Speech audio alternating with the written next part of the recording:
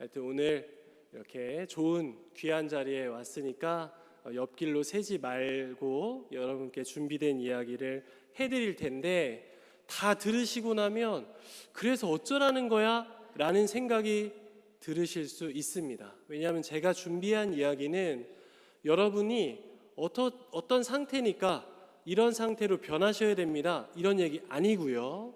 여러분이 뭐가 부족하니까 이걸 채우셔야 됩니다, 이것도 아닙니다. 그러니까 여러분에게 뭘 하라고 말하지는 않을 거예요. 다만 우리가 누구인지에 대해서 말씀드리려고 합니다. 어제가 무슨 날이었죠? 한국교회의 수호자 원재엽 씨 잉태되신 복되신 동정마리아 대축일이었죠? 저는 이런 걸 다 외워가지고 다니는 사람입니다. 그러니까 줄여서 피곤한 사람이에요. 연차 총침묵회는 우리 어제 대축일이 지나고 나서 가까운 시일 내에 이제 바치도록 되어 있죠. 그 이유가 무엇일까? 오늘 신부님이 훈화 말씀 때도 해주셨지만, 어제 복음 말씀을 보면 루카복음 이제 가브리엘 천사와의 대화죠. 성모님은 본인이 누군지를 명확하게 알았습니다.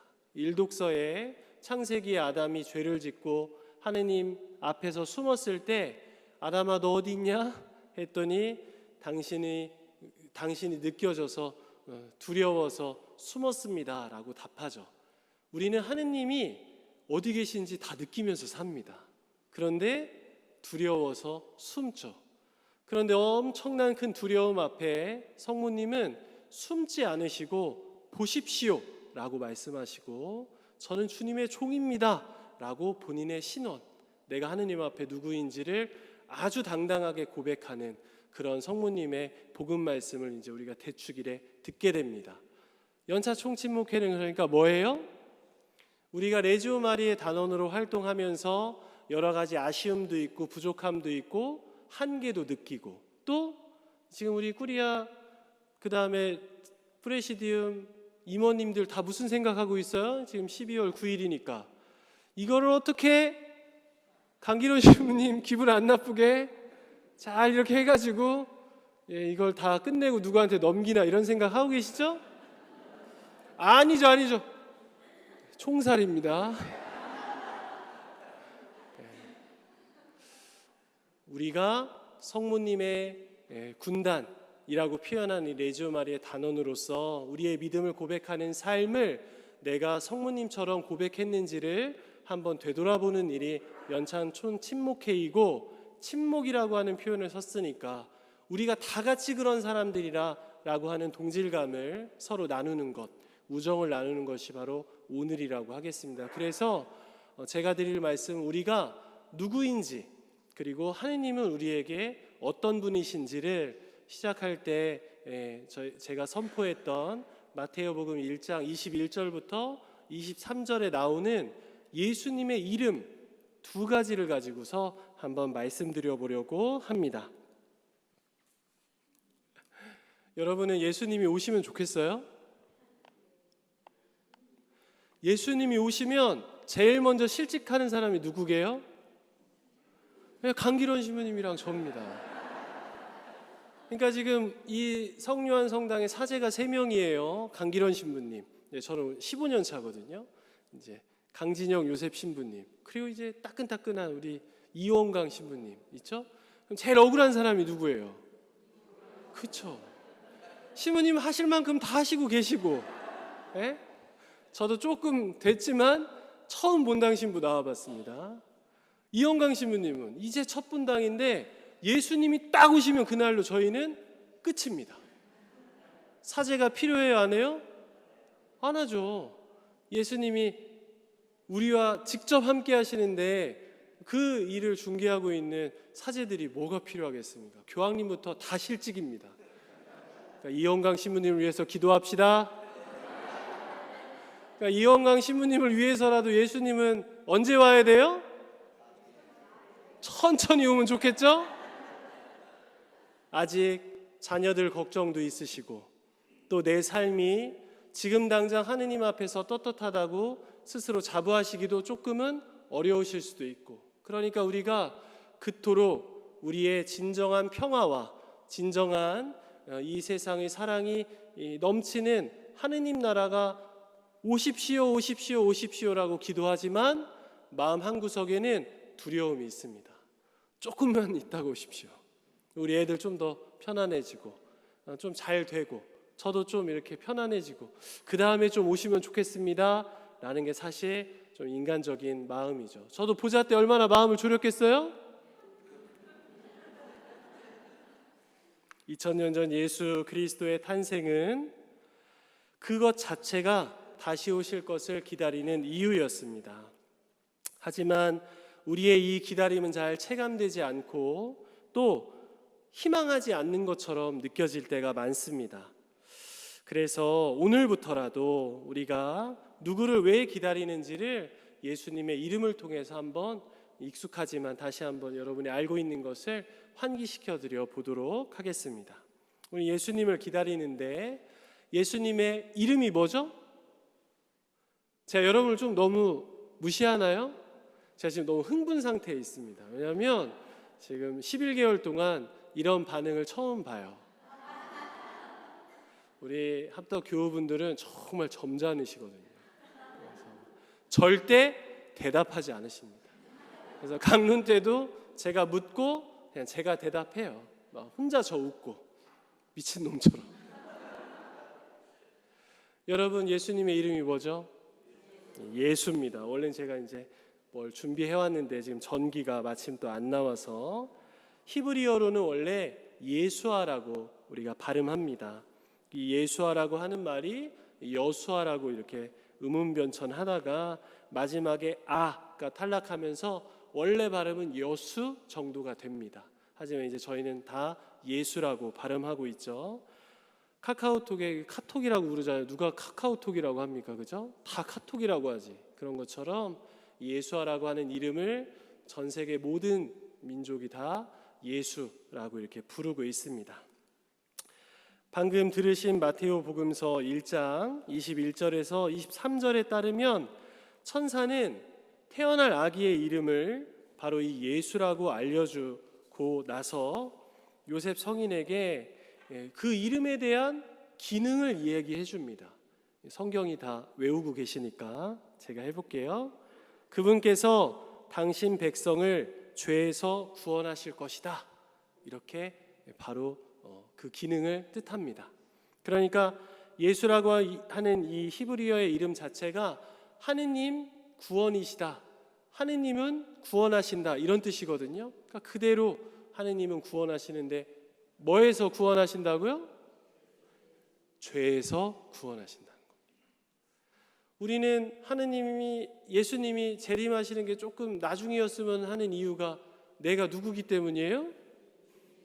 내 죄가 아직 남아있다고 생각하기 때문에 두렵고 그 두려움 때문에 예수님이 오셔야 되는데 마음 한구석으로 그걸 저항하고 있잖아요. 그런데 성경에서 하느님 말씀은 분명하게 예수님은 우리를 죄에서 구원하신다고 말씀하십니다. 그러니까 여러분 무죄하면 어떻게 돼요? 예수님은 할 일이 없다. 예수님은 할 일이 없습니다. 그러니까 우리는 죄를 짓지 않는 거에 집중하면 예수님과 전혀 상관없이 신앙생활할 수 있다는 겁니다. 예수님이랑 가장 많이 싸운 복음의 사람들이 누구죠? 바리사이들, 율법학자들이죠. 바리사이는 613개의 율법을 다 지켰던 사람들입니다. 사랑이 없으면 뭐가 많아지는 줄 아세요? 여러분 가정은 아닐 거예요. 그러니까 제 얘기를 듣고 여러분이 반성을 하시면 안 됩니다. 전 딴 집 얘기하는 거예요. 그냥 저희 집 같은. 사랑이 없으면 규칙이 많아집니다.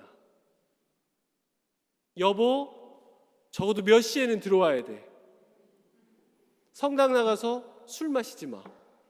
가족들 위해서 담배 끊어. 형제님들 신나요?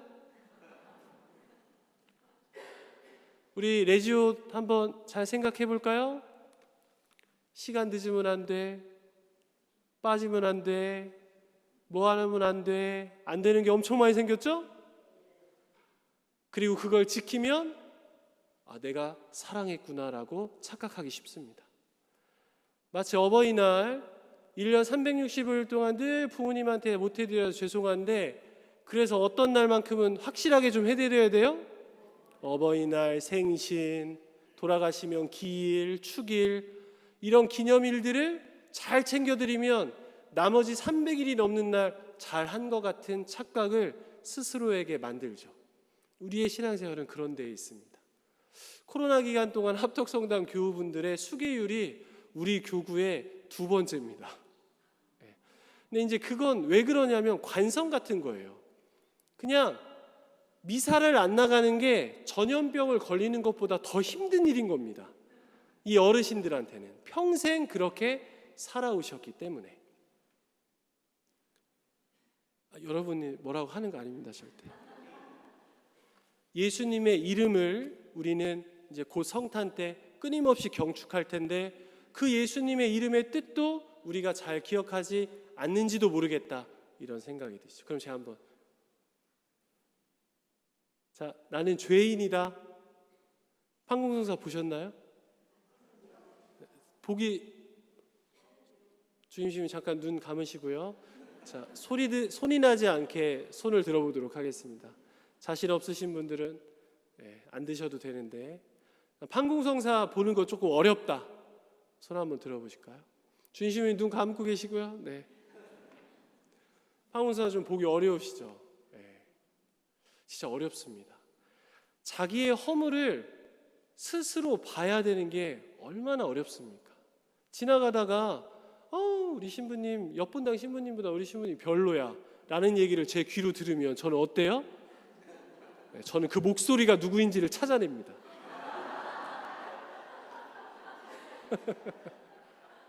전임 신부님 막 좋았다고 그러면 속으로 부글부글 끓어요. 내가 하물며 남이 얘기하는 내 허물도 그런데 나 스스로 내 허물을 보라니 이게 어떻게 가능한 일인가? 불가능한 일입니다. 원래는.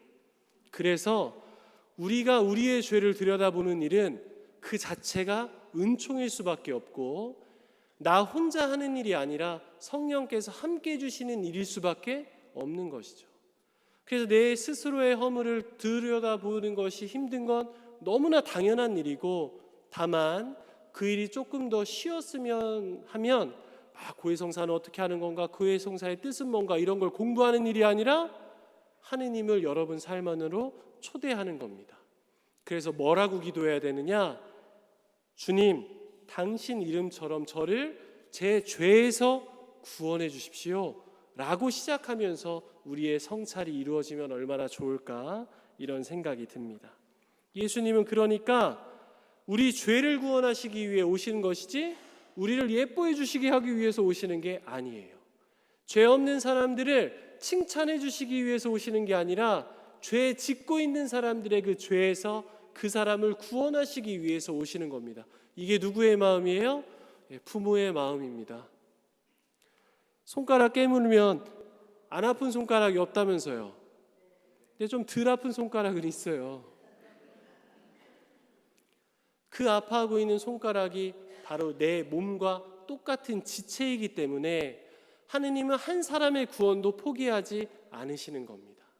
그래서 여러분이 내가 죄인인 것에 너무 두려워하지 않으시는 것, 이것이 우리가 기다리고 있는 성탄의 뜻이라고 할 수 있겠죠. 오실 이유가 너무나도 많습니다. 우리는 예수님의 성탄과 재림을 기다리면서 판공성사를 이제 하는데 어찌 보면 이 불편한 거, 내가 죄인이라고 생각하는 이런 두려움을 우리가 좀 이겨내야 될 것 같습니다. 저 이제 엄청 많이 유해졌어요. 제가 이제 얼마나 이제 답답한 사람이냐면 미사경본 총지침이라고 하는 책이 있습니다. 저는 그거 1년에 한 번씩 읽어요. 그건 어떻게 돼 있냐면 주님께서 여러분과 함께 하면 신부님들이 다 보통 어떻게 해요? 팔을 벌리죠? 자, 마음을 드높이 하면 신부님이 어떻게 해요? 팔을 들죠? 우리 주 하느님께 감사합시다 하면 어떻게 해요? 이때 신부님들마다 좀 다르죠. 어떤 신부님은 막 인사하고 어떤 신부님은 막 팔을 막 이렇게 내리고 막 이렇게. 근데 이게 다 써 있습니다. 어떻게 하라고. 원래 있던 자리에 팔을 놓는다, 뭐 이런 식으로 써 있어요. 그럼 저는 어떤 신부냐면 그 지침을 처음부터 끝까지 다 지켜서 미사를 합니다. 대단하죠? 우리 어머니는 늘 제가 신부가 된 것에 감사하십니다. 제가 신부여서가 아니라 한 여인의 삶을 구했다라고 생각하시거든요. 박수가 나오네요. 네. 성경 말씀을 선포할 때도 나오지 않던 박수가 제가 한 여인을, 네. 그럼 어머니께 저는 늘 이야기합니다. 어머니 한 명일지 두 명일지 어떻게 합니까? 그럼 이제 그때 이제 사제가 얻어맞아요. 어머니가 등짝을.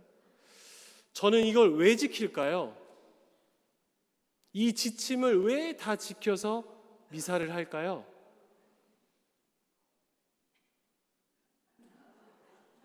네? 거룩해서요? 너무 그러고 싶네요. 저는 이걸 왜 지킬까요?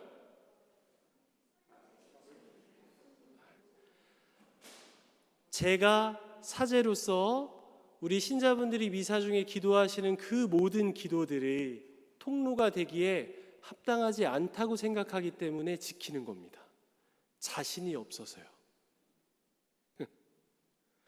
이렇게 이런 거라도 지켜야지 되지 않을까라고 하는 제 나약함 때문에 이걸 지키면서 자유롭지 못하게 미사를 하는 겁니다. 사랑이 아니라. 그래서 우리는 모든 규칙을 다 지키면서 아주 열심하고 정직하고 올바르게 사는 수는 있을지 몰라도 사랑하면서 살 수는 없을 수도 있다는 걸 말씀드리고 싶은 겁니다. 제가 3년차 때 제주교구에 파견을 나갔는데 거기 있던 어떤 형제님이 저한테 신부님, 저는 40년 동안 한 번도 주일미사 그리고 주님 대축일 빠진 적 없습니다 라고 말씀하시는 거예요. 여기 그런 분 계세요? 없어서 너무 다행입니다. 계세요? 그래서 저 너무 존경스럽잖아요. 저 3년 차니까. 형제님 너무 대단하십니다. 근데 그분이 저한테 뭐라고 하셨는 줄 아세요? 너무 충격받았어요. 네, 신부님. 왜 그런 줄 아세요, 신부님? 고해성사 보기 싫어서요. 라고 딱. 제가 그때 너무 충격을 받았습니다. 우리 신자분들에게 고해성사는 이런 거구나. 그걸 안 보기 위해서 어떻게든 주의를 지키는 멍해 같은 거구나. 그래서 저 너무 놀랐습니다. 그래서 우리가 오해하고 있는 게 이렇게 많습니다. 예수님은 우리를 죄에서 구원하시기 위해서 오시는 거죠. 두 번째 이름은 임마누엘입니다. 여러분 너무 잘 아시죠? 성경에도 친절하게 풀이가 되어 있잖아요. 1장 23절에 뭐라고 되어 있죠?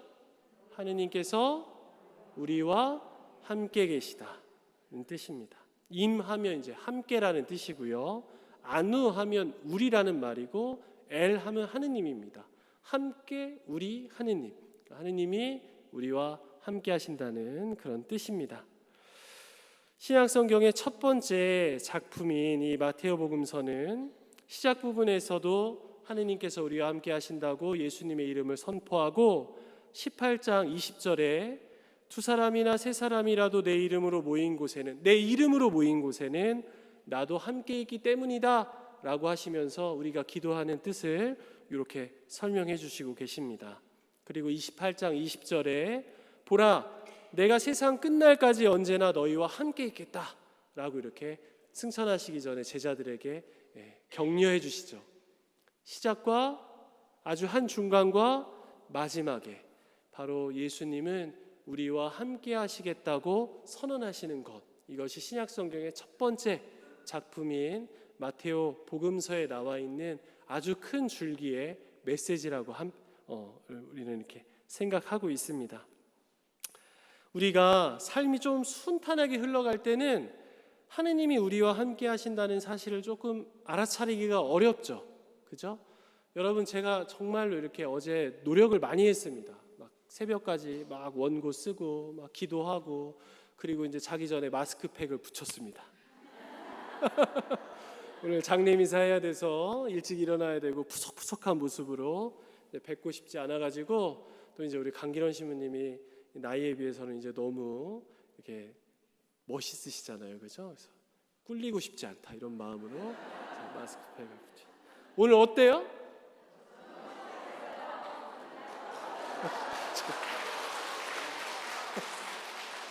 불이 꺼졌어요. 뜻대로 되지 않는다. 세종 성류환성당을 다시는 못 올 수도 있는데 뜻대로 되지 않는 겁니다. 불이 꺼졌어요. 인간의 생각과 하느님의 생각은 이렇게 다른 거죠. 인간은 자기 자신이 돋보이기 위해서 스스로를 가꾸는데, 하느님은 저를 돋보이시게 하시기 위해서 어떻게 하셨어요? 제 잡티를 이 전기가 고장나게 하는 걸로 제 잡티를 없애주신 거예요. 이 관리를 어제 한번 한다고 됐겠어요? 전기가 나가서 불이 꺼지면 그냥 한 방에 해결되는 겁니다. 아, 저 신부님은 잘생겼었겠지, 이런 추측으로 나아갈 수 있는. 하느님이 어떻게 하셔요? 저와 함께하고 계신 거죠. 우리는 보통 울부짖을 때, 이 삶이 고통스러움으로 가득 차 있을 때 하느님을 보통 찾게 됩니다. 그분께 울부짖기는 하지만 지금 이 자리 이 순간에 주님이 우리와 함께 하신다는 사실을 때때로 실감하기 어렵고 또 원망스러울 때도 많죠. 저는 이제 우리 개인적으로 강기론 신부님한테 참으로 감사한 일이 있었는데, 저희 아버지께서 작년에 선종하셨습니다. 귀천하셨어요. 7월에. 그리고 이제 4년 9개월 정도를 병석에 누워 계셨습니다. 이제 딱 쓰러지셔가지고, 우리 형제님들 건강 관리 잘하세요. 술 담배 조금만 하시고 좋아하셨는데 딱 이렇게 쓰러지셨습니다. 쓰러지시고 한 3개월 중환자실 일반 병실에 계시다가 이제 집으로 이렇게 모시고, 저희 어머니께서 한 4년 5, 6개월 정도를 이제 막 중간에 막 요양보호 자격증 이런 걸 따셨어요. 저희 어머니 대단하시죠? 그런 어머니께서 저한테 뭐라고 하셨다고요? 한 여인을 구했다고. 저희 집에는 엄청난 큰 어려움이기는 했습니다. 그런데 이제 제가 뭐 알게 모르게 그때 당시 이제 또 교구청에서 중책을 맡고 계셨던 신부님, 그 신부님의 배려와 또 주교님의 허락으로 부모님을 좀 가까이에서 이제 돌볼 수 있도록 우리 또 신부님이 힘을 많이 써주셨고, 그래서 이제 청년들을 돌보는 집에서 아주 가까운 곳에서 소임을 하게 되었습니다. 신부니까 아버지가 건강하셨을 때 저희 집은 이제 외짝 교우셨고, 어머니와 저만 신앙생활을 하셨고, 아버지는 이제 신앙생활 안 하셨고, 어릴 때 아버지는 너무 자상하신 분이었어요. 그래서 아버지한테 처음으로 이제 제가 맞은 기억이 언제냐면 신학교 원서를 이제 쓸 때였습니다. 그때 이제 도장을 찍을 때였는데, 그래서 저는 이제 입학 원서에 대해 그 아버지 도장을, 예전에 이제 우리 형제님들 양복바지 안에 도장지갑 있었잖아요, 그죠? 아버지가 이렇게 주무시는 시간을 기다렸다가 그때가 이제 처음이자 마지막으로 해본 도둑질입니다. 그 바지춤에서 도장을 훔쳐서 찍고 제출했습니다. 그런데 제가 도장을 거꾸로 놓는 거예요.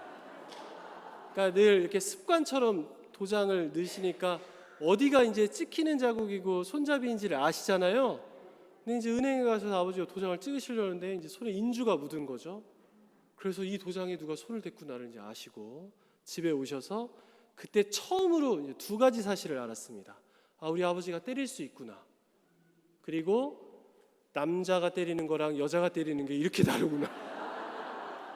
요새는 매 맞는 남편도 계시다고 하는데 맞으셔도 됩니다. 남자가 때리는 거랑 여자가 때리는 거랑 그렇게 다르다는 거를 제가 그때 너무 막 별이 보이더라고요. 그런 아버지셨습니다.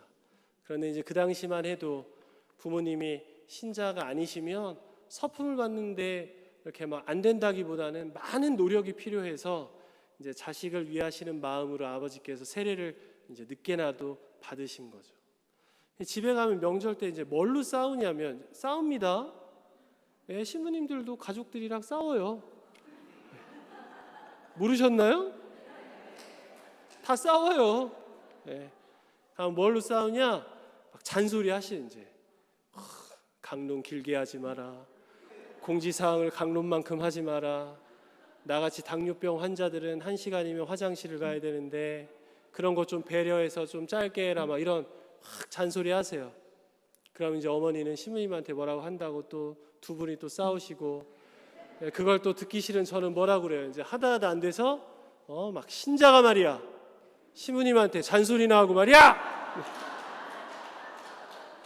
그럼 이제 아버지가 숟가락을 딱 내려놓으시고 안방에 가셔서 노트 두꺼운 거를 이만큼 들고 나오십니다. 이 깍지, 상장 깍지 이렇게 4개랑. 왜냐하면 저희 아버지가 이제 몸이 좀 안 좋으셔서 생업을 정리하시고 성경을 4번 완필하셨어요.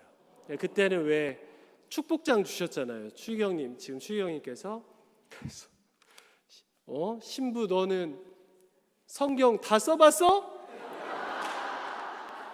전 써봤어요, 안 써봤어요?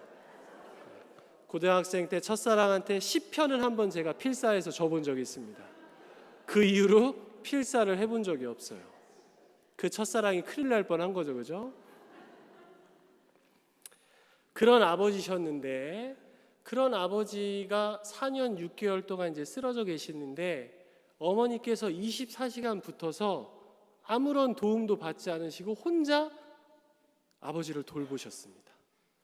그러니까 자식은 저 하나밖에 없는데 저는 어떤 마음이 들어요? 너무 속상하죠. 저러다 누구도 이제 쓰러지겠는 거예요. 저희 어머니도 이제 아버지 옆에 누워 계실 것 같은 거예요. 그래서 막 싸움이 난 겁니다. 요양원에 보내야 된다. 저는 코로나도 터지고 막 어머니는 죽어도 싫다. 그럼 너랑 나랑 이제 인연을 끊자. 막 이렇게 해가지고 한 달 정도인가 실제로 조금 이렇게 끊어봤습니다. 괜찮더라고요. 그런데 이제 늘 마음 한구석에 이제 무거운 짐처럼 이렇게 있었던 거죠. 그래서 고집스럽게 어머니께서 그렇게 하셨어요. 끝까지. 제 마음도 이제 뭔가 이렇게 응어리 같은 것들이 지고 1년 지나고 2년 지나고 3년 지나고 4년 지나니까 어머니 하고 싶으신 대로 하셔야 되나 보다. 부부의 정은 자식들은 절대로 이해할 수 없는 거구나 이런 생각을 하고 마지막에 이제 집에 가서 미사할 때 여쭤본 거죠. 어머니, 아버지 그렇게 좋아요? 그랬더니 좋지는 않대요. 고생도 너무 많이 시켰고 저만 이뻐하셨지 어머니를 이뻐하진 않으셨거든요. 서운한 것도 많고. 그럼 나중에 하느님 곁에 가셔서 아버지랑 다시 이렇게 부부로 지내실래요? 여러분한테 너무 불편한 질문일까요? 저희 어머니가 저한테 뭐라고 하셨냐면 당연한 소리를 한다고 기가 차하셨습니다. 저는 이게 너무 충격이었어요. 어릴 때 저희 부모님은 화목해 보이지 않으셨거든요. 그런데 어머니의 그 고백이 저한테는 너무나도 이렇게 충격이었습니다. 이해가 되지 않았습니다. 그러면서 어머니께서 함께 산 세월이 얼만데 라고 하는 표현을 쓰시고 신부님한테 아버지에 대한 일을 맡기고 싶지 않아. 부담도 주고 싶지 않아. 부부로서 내가 평생 살기로 했으니 끝까지 내가 책임질 거야 라는 말을 이어서 하시는 거예요. 그리고 마지막에 신부님 보기에는 엄마가 너무 힘들고 그런 것 같겠지만 하느님이 다 갚아주실 거야 라고 하는데 제가 거기서 이렇게 뒤통수를 딱 맞는 거예요. 누구 신앙이 깊어요? 아이고, 저 신부잖아요. 누구 신앙이 깊어요? 다 여기 마당으로 나오세요. 저랑 싸우게.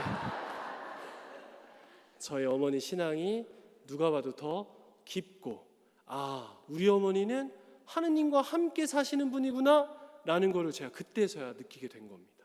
그러고 나서 보니까 우리 어머니는 기도문 못 외워도 뭐 은혜요?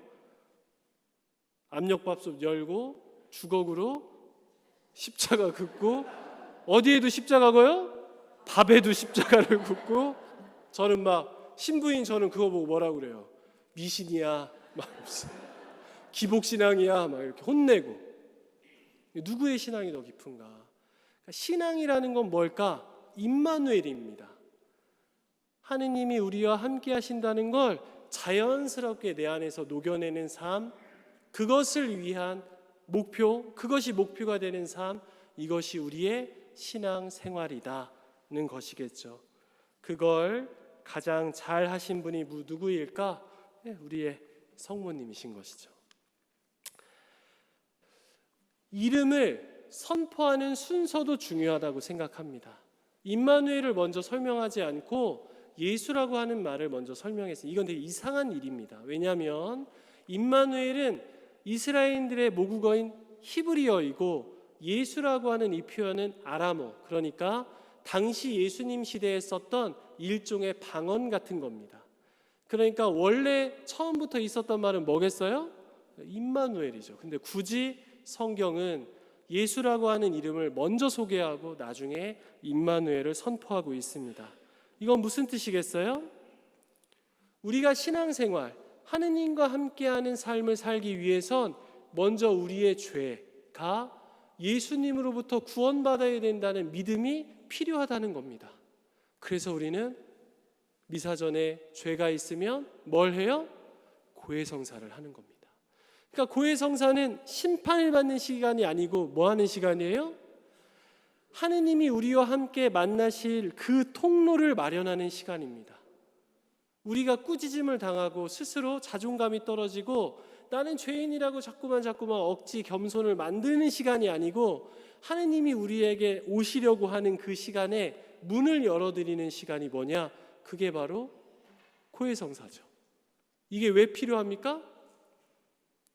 어제도 일독서에서 들으셨지만 인간은 죄를 지으면 두렵고 두려우면 하느님 앞에서도 숨기 때문이죠. 그래서 하느님 앞에 나와는 행위를 우리는 고해성사로 하고 있는 것이죠. 그래서 어차피 또 죄 질 거잖아요. 아니에요? 제가 이제 보좌 신부로 오랜 9년을 이제 지냈는데, 그리고 5년을 청년들이랑 지냈는데, 이제 요 정도 연배에 우리 부모님들이 본당에서 저를 만나면 신부님 우리 중고등학생에 특히 이제 청년에 어릴 때는 뭐 복사 천년성체 상도 받았고 뭐 복사도 했고 뭐 이렇게 새벽 복사도 했어요 막 그러면서 막 하신 다음에 결론은 뭐예요? 근데 지금 왜 그런지 모르는데 쉬고 있어요. 제 생각엔 새벽 복사를 많이 시켜서 쉬는 것 같은데 쉽게 하고 있어요. 어떻게 좀 해주세요. 제가 어떻게 합니까? 제가 어떻게 해요? 그래도 뭐라고 얘기는 해야 되겠죠? 그래서 이제 그 아이한테 얘기합니다. 제가 그 부모님 앞에서 안 낳아도 돼, 안 낳아도 돼라고 말합니다. 근데 엄마가 너무 이렇게 좀 그러면 1년에 2번만 나와, 부활이랑 성탄 때. 그런데도 어머니한테 너무 스트레스 받으면 그냥 분기에 1번 정도만 와도 돼. 고해성사 보는 거 힘들지? 들어와서 석 달 전에 고해성사 받습니다. 미사 석 달 동안 빠졌습니다. 반년 동안 빠졌습니다. 1년 동안 빠졌습니다. 라고만 해. 그러면 돼. 라고 얘기해 줍니다. 그러면 옆에 있는 엄마가 뭐 어떻게 돼요? 표정이 아주 안 좋죠. 아주 안 좋습니다. 막 저놈의 신부 뭐 아주 그냥 엉터리구만 막 이렇게. 그런데 그렇게 한 친구들이 거의 다 냉담 풀고 나옵니다. 부담감. 우리가 이래야만 하는 부담감을 내려놓게 할 때 우리는 하느님 앞에 나설 수 있는 것이죠. 우리의 죄라고 생각하는 거 냉담하는 분들도 다 압니다. 초등학생들도 다 알아요. 그래도 고해성사해, 죄 졌잖아. 그 죄를 자꾸만 짚어주면 어떻게 돼요? 뭐 두려워서 못 나와요. 그래서 주님께서 우리의 죄를 구원하시는 분이라는 믿음을 가진 사람들은 그 죄에 대해서 엄격하지 않습니다. 종교가 가장 무서울 때가 언제냐면 근본주의에 빠질 때거든요. 이래야 된다는 게 너무 확실할 때, 그때 우리는 종교가 폭력이 되는 경우를 그동안 너무나도 많이 보고 지금 이스라엘에서도 보고 있는 것이죠.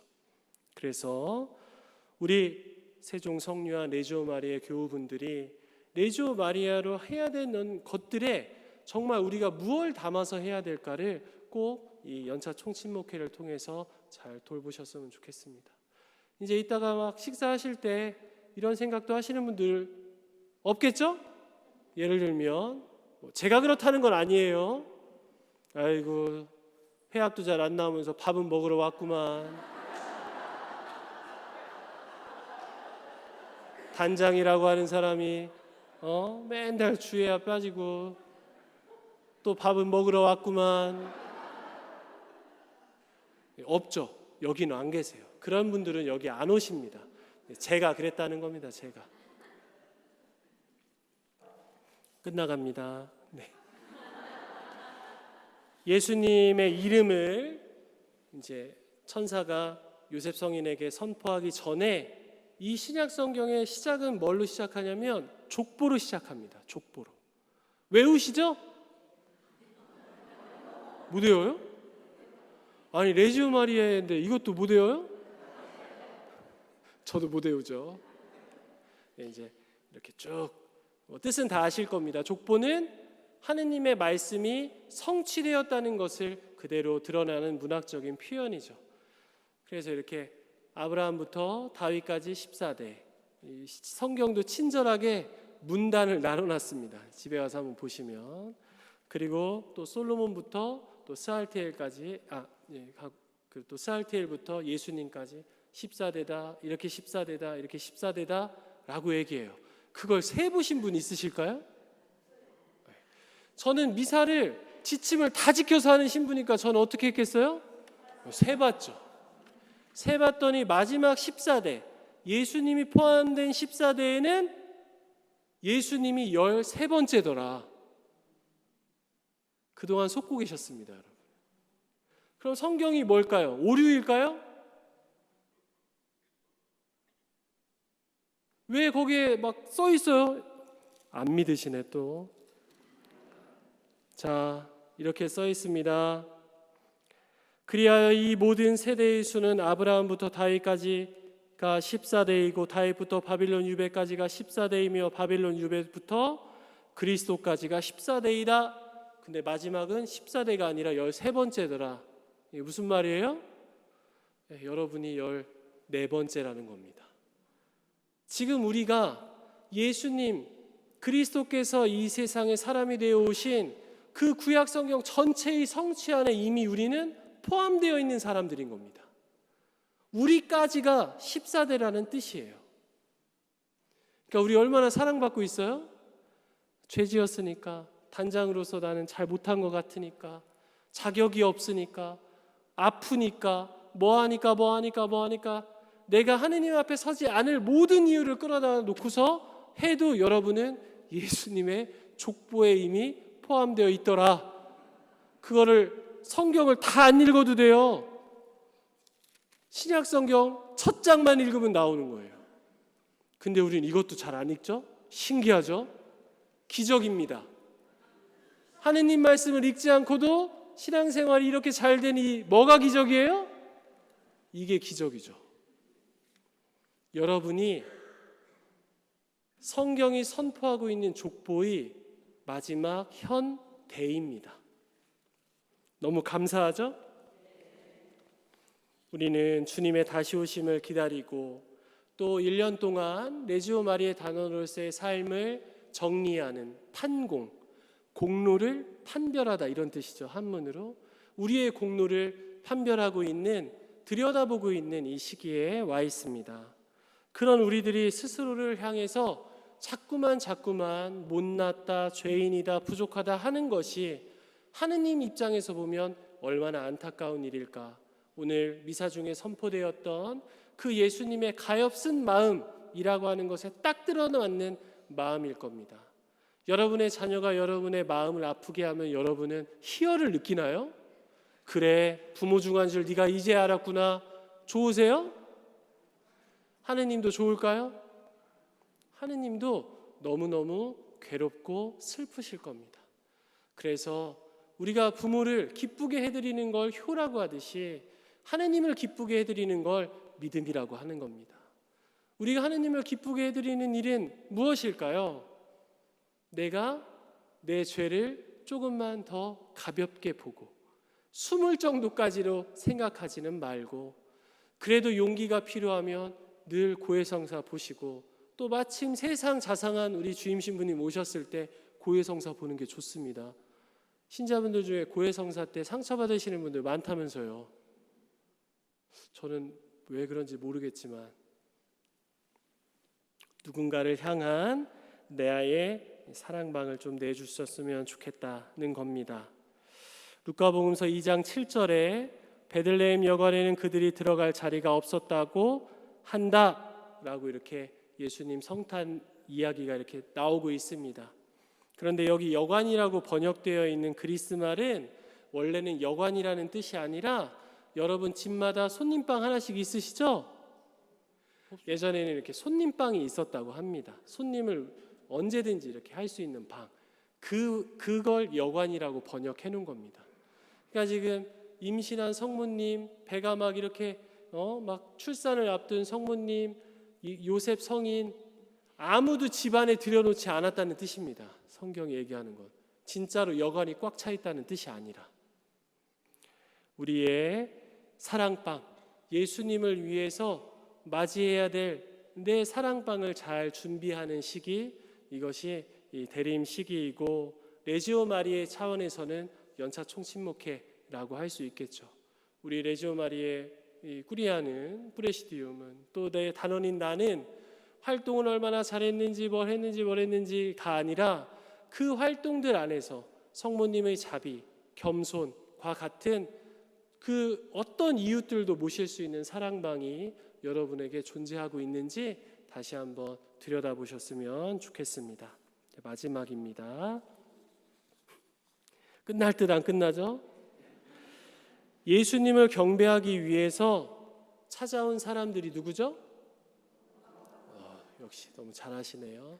동방 박사들이 뭘 보고 예수님을 찾아왔을까요? 동방 박사들에게만 별이 보였을까요? 다 봤죠. 다 본 겁니다. 쫓아온 사람이 동방 박사였던 것입니다. 하느님이 계시다고 믿든 안 계시다고 우기든 그들 모두 하느님을 느끼면서 삽니다. 그런데 그 가운데에서 하느님을 쫓은 사람들이 바로 우리들입니다. 성모님이 우리의 어머니신 거 다 압니다. 모르는 사람 없어요. 그런데도 레지오 마리아 하는 분은 요만큼밖에 안 계신 겁니다. 레지오 마리아는 성모님 군단, 하늘의 어머니, 그 하늘의 어머니를 쫓고 있는 사람들이라고 생각합니다. 모두가 다 알지만 안다고 해서 발걸음을 내딛는 것은 아니거든요. 그래서 우리 레지오 마리아 단원들이 올 1년 동안 어떤 목표를 세우셨든 그것을 성취하셨든 못하셨든 여러분이 레지오 단원으로서 내디딘 그 한 걸음은 동방 박사가 별을 쫓아서 주님을 만나러 찾아 헤맨 그 한 걸음과 정확하게 똑같습니다. 그런 면에서 여러분이 지금의 동방 박사요, 또 여러분이 지금의 성모님이라고 할 수 있는 것이죠. 기여 아니요 라고 우리 고장에서는 얘기하던데, 긴가요 한 그런가요? 그런데 신부님 막 희망이 잘 안 보여서 이걸 내딛기가 어렵습니다. 앞이 깜깜합니다. 안 보입니다. 이렇게 얘기하시잖아요. 그죠?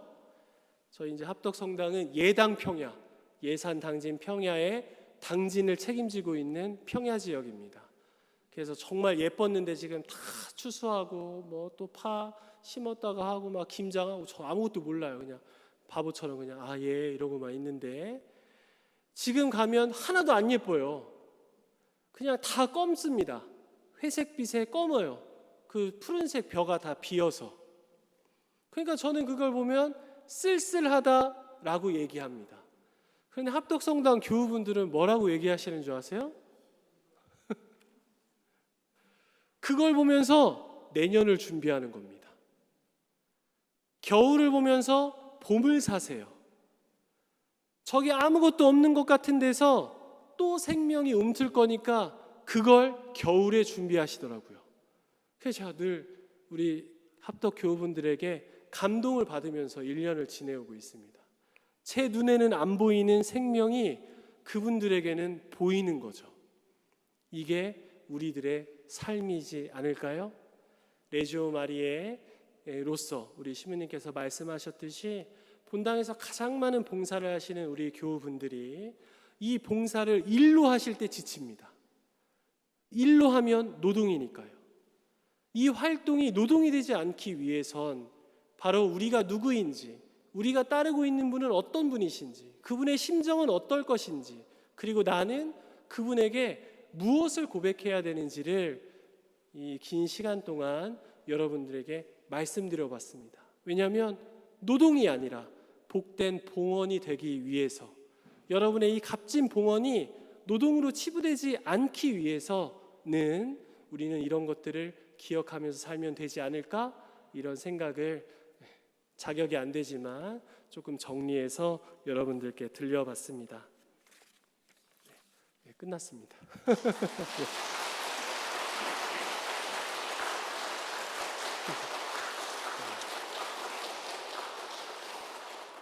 박수 쳐주셔서 감사하고요. 여러분의 이 빡빡한 아파트에서도 또 신설 본당이지만 밀려드는 신자들의 복잡거림 안에서 뭔가 막 정리하고 싶고 막 이런 마음 드시겠지만 사랑, 믿음, 희망 이 세 가지 덕을 잘 쌓는 세종 성요한성당 레지오 마리의 단원들이 되셨으면 좋겠다는 마음을 합덕성당에서도 기도하겠습니다. 네.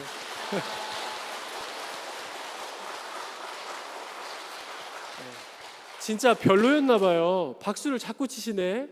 빨리 내려오라는 뜻 아니에요? 안 끝났어요 아직. 네. 레지오 마리의 단가 한번 눈으로 보겠습니다. 눈으로.